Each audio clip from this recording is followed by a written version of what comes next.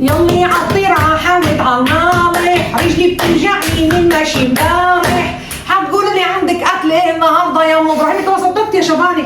حتقولوا لي عندك اكل ايه النهارده يا ام ابراهيم؟ حنقول لكم عندي كفته. حتقول لي كفته ايه يا ام ابراهيم؟ كفته فراخ ولا كفته لحمه ولا كفته جمبري؟ حنقول لكم كفته اي حاجه. والله انا ما انا عارفه هنعمل كفته ايه يا حبيبي. نفتح لك دي. شايفين ابراهيم ما بيجيبش الا بلابيل. شايفين البلابيل عامله ازاي؟ البلبوله ب5 جنيه. والله وقف حالي ما خلى معاي جيني في قلب الدار. خد يا ابراهيم حته بتاعه زي النيله ب5 جنيه. خد. غيتك ايه في الحكايه دي يا ابراهيم؟ انا مش عارفه. بصوا قد ايه جلده كده ما تعرفوش مرشمين له والله. اهدي سواد السواد. ويلا هنبدا نعمل الاكفته. هنحطوا السكينه تحت الماكينه ونجيبوا حبه الفصوصه وننزلوا بيهم في قلب المكنه. هات يا شبانه حبه خضره اهي. حط يا شبانه هنعمله كفته ومش هتكلفكم حاجه. مش كل الدي يا شباني، بالراحه على نفسك شويه. مش كل الدي. نقشروا البصله المصننه تقشيره حلوه. اوعى توجع يا براهولي. حلوه البلابيل يا براهولي. حرام عليك يا ابراهيم، كل يوم على كده بلبوله في بلبوله. لما خربت بيت وقفت حالي خالص. طعمها حلو يعني عجباك؟ خد يا شبان ركب لي الفيشه دي وراك كده. المفرمه بقى هتصد معاكي في اي حاجه. السلك مش هيطول. مش هيطول ازاي؟ عدي نجرب المكنه. عدي كده عدي يلا. يا ستي ما تنفذيش عليها كده هتتكسر. اما يا عم دي مره انا اللي عارفاها الماكينه دي. وبعدين بقى الخازوق بتاعها مش راضي يتعدل. بص خازوقها طالع ازاي؟ عليها خازوق. هات لي الحباش كده يا شباني. هات برطمان الفلفل الاسود وبرطمان الكمون والملوحه. هات زبده الملح معاك بالنار. ها حطي حبه ياما بس. انت مالكش فيه.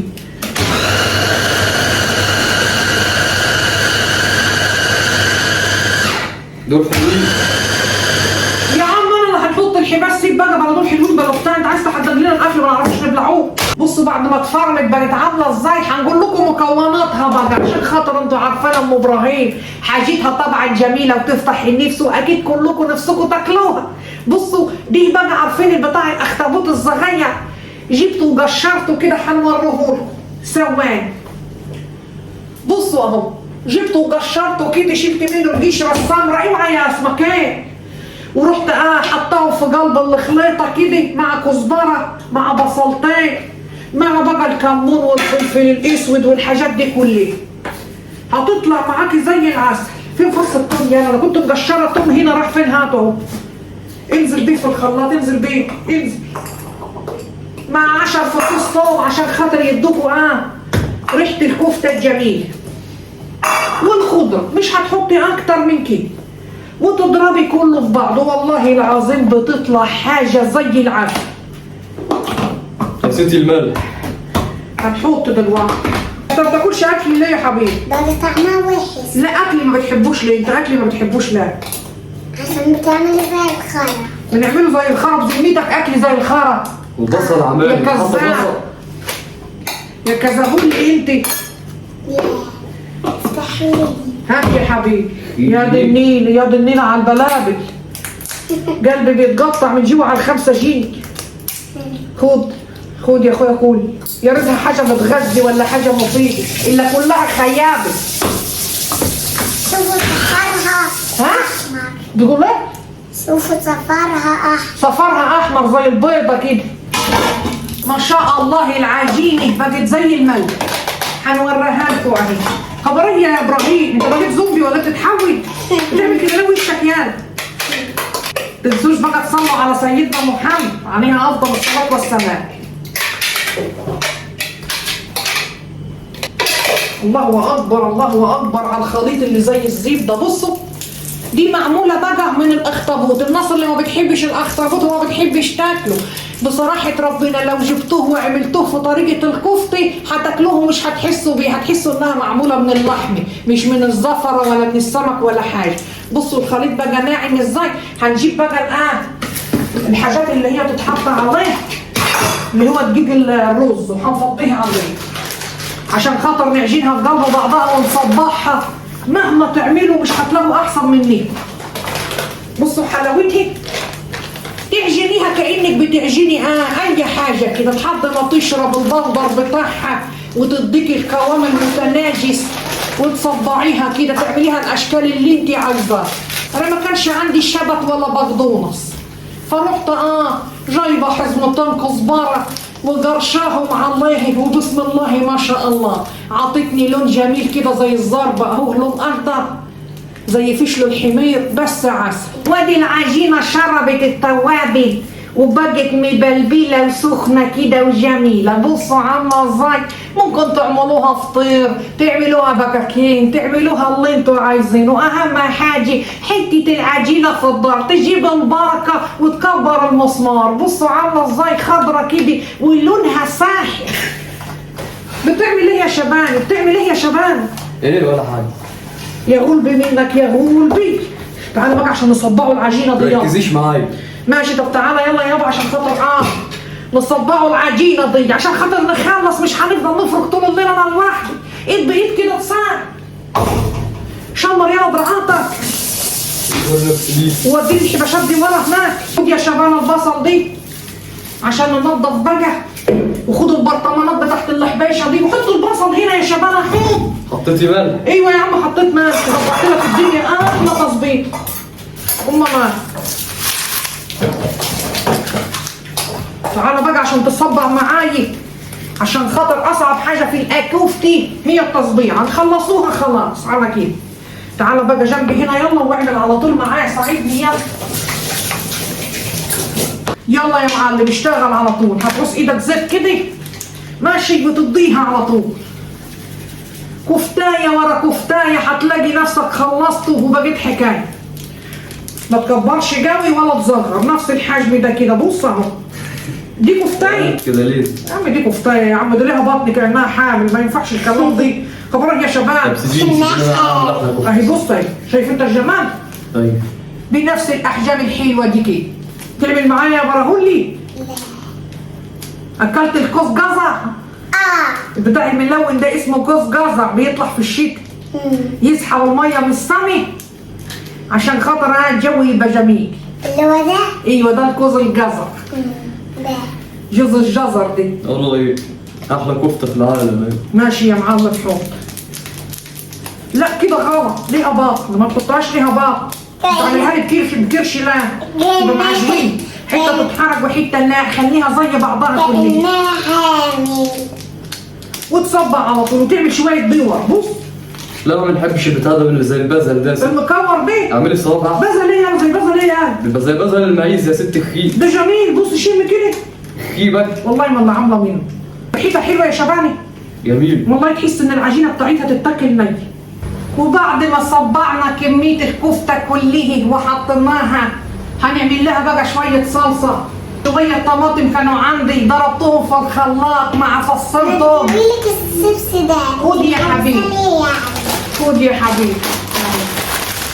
نفضله لك في حاجه؟ خد يا براهولي. عايزه اسمع لك صوت بقى يا هوري. سمي الله يلا طول. ودي حبة الصلصة هنفضيهم لحد ما يتسبك. راح عليه عم. لسه عليك يا شبان.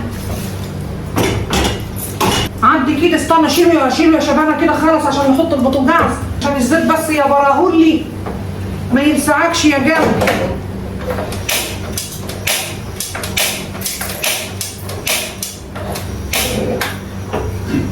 بسم الله الرحمن الرحيم.